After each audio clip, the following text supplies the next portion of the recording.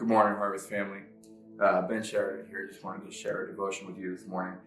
The title of this devotion is Abraham, Isaac, and Esau. You see, we refer to God as the God of Abraham, Isaac, and Jacob. But that's only because of this story that took place here in Genesis 25 between Jacob and Esau. Now, Jacob and Esau were the sons of Isaac, and they were twins. Esau was born just moments before Jacob. In fact, Jacob was holding on to Esau's heel as he was born. Now, before that, the Lord said to Rebekah, 2 nations are in your womb. 2 people will come from you and be separated.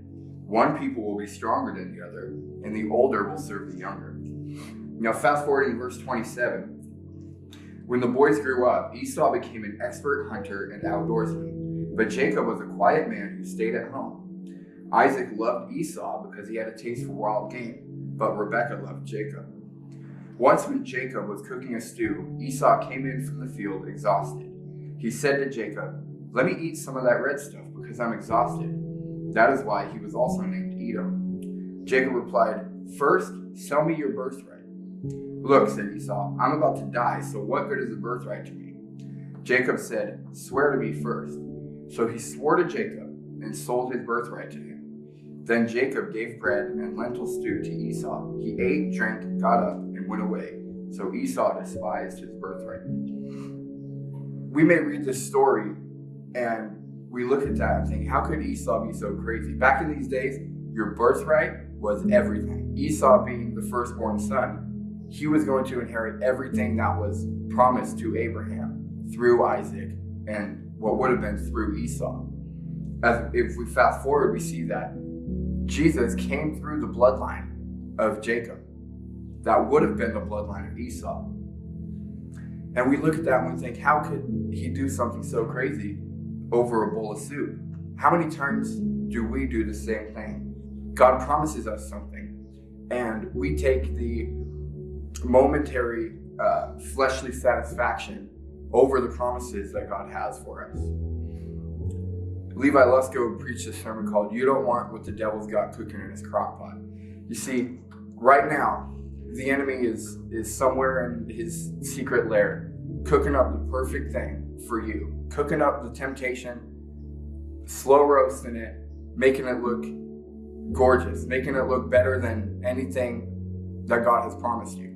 He's making it seem that way anyways.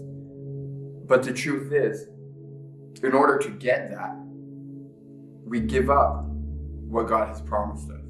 We give up our birthright into the kingdom of God. You see, Esau was promised the world, essentially. A lot of the events that took place in the Bible were recordings of the generations of this family. Everything that we read in the Bible would have come through the bloodline of Esau. But instead, for a momentary satisfaction of his flesh, he gave away that birthright to Jacob. Later, Jacob stole the blessing from his father as well, but that's a different sermon for another day. In verse 32, he says, "Look," said Esau, "I'm about to die, so what good is the birthright to me?" How many times are we right there, where we feel like, if I don't give into this right now, I might as well die because I'm depressed, I need that drink. I have anxiety, I need that substance. I have whatever it is going on. We feel that we need to take place in that thing that God has called us from. We run back to our own vomit like dogs, like it says in Proverbs. I urge you, church, don't give in to the satisfaction. Don't sell your birthright for a bowl of soup. Don't allow what the enemy has placed in front of you and says, "Look, this is good for you. Look, this fruit of the tree is good for you." It's the trick he's used from the beginning of time. He comes at you at the right moment. He comes at you when your guard is down, when you haven't been in your devotions, when you haven't been spending time with God. He comes at you when he offers you something that looks sweet, and we take it. And immediately after, it says Esau despised his birthright. He hated the fact that he just gave up his birthright for a bowl of lentil soup. Let us not put ourselves in that position. That's why we connect with you throughout the week. And hopefully you're connecting with God outside of that. Daily, we need to be in His Word. Daily, we need to be in prayer with Him. Daily, we need to be in His presence.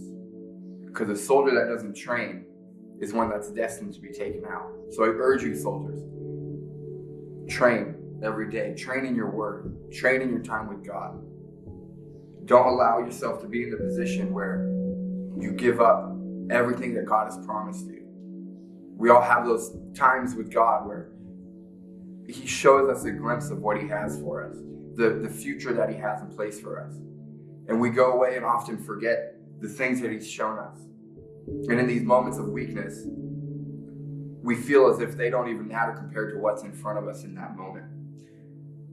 And instead of it being the God of Abraham, Isaac, and Esau, of Jesus Christ coming from the bloodline of Esau, He traded all that away